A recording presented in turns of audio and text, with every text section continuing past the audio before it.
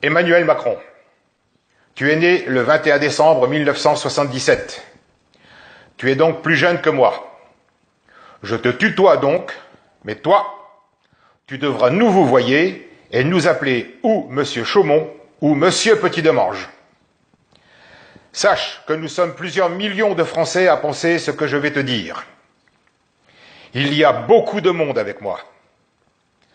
Comme tu n'es pas président de la République, puisque République il n'y a plus depuis le 1er janvier 2017, que tu usurpes cette fonction publique depuis le 7 mai 2017, je n'ai donc à ce titre aucun respect particulier à avoir envers ta personne. Et ton comportement irrationnel, immature, malsain, n'incite pas au respect. Après toutes tes conneries, je me lâche un peu, commises depuis plus d'1 an, dont 2 que les Français ne te pardonneront jamais.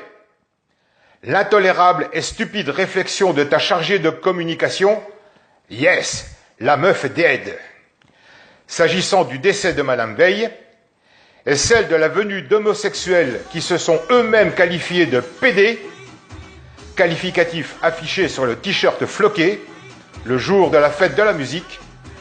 Tu es maintenant dans la tourmente de l'affaire de ton chargé de mission, Benalla, qui a lui aussi usurpé une fonction publique. Serait-ce sa promiscuité avec toi qui aurait déteint? C'est fou le nombre d'usurpateurs au mètre carré présents en ce moment à l'Élysée. Macron, je te dis ceci.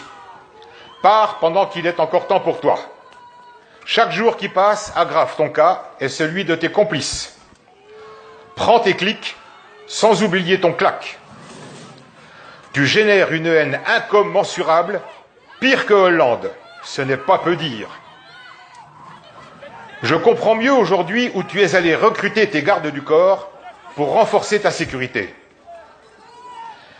Même par népotisme, sache que ton chargé de mission, Benalla, ne fera jamais partie du corps des officiers supérieurs de la gendarmerie nationale, et puisque je cite l'une des composantes des forces de l'ordre, sache que le service chargé de la protection des personnalités appartient à la police nationale, pas à une bande de barbouzes.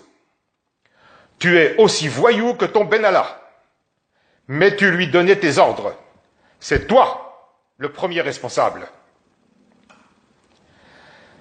Cet exécutant des basses œuvres qui se croyait intouchable va payer cher son comportement de racaille. Les services de police, celles officielles naturellement, et la justice vont s'occuper de lui.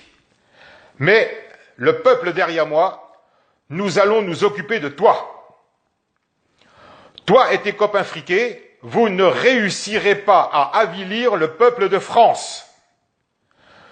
Je te concède qu'il y aura le malheur, la désolation, la tristesse, mais non seulement vous ne réussirez pas, mais vous en paierez chèrement les conséquences. Il vous faudra assumer. Je t'ai déjà cité en exemple le tribunal de Nuremberg.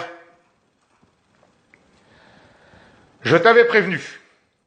Tu es aujourd'hui le handicap majeur pour le retour à la normalité en France. Tu n'as pas voulu écouter la voix de la raison. Le patriote que je suis te présente la facture. Je n'emploie pas le terme destitution, car je te répète que tu n'es pas président de la République.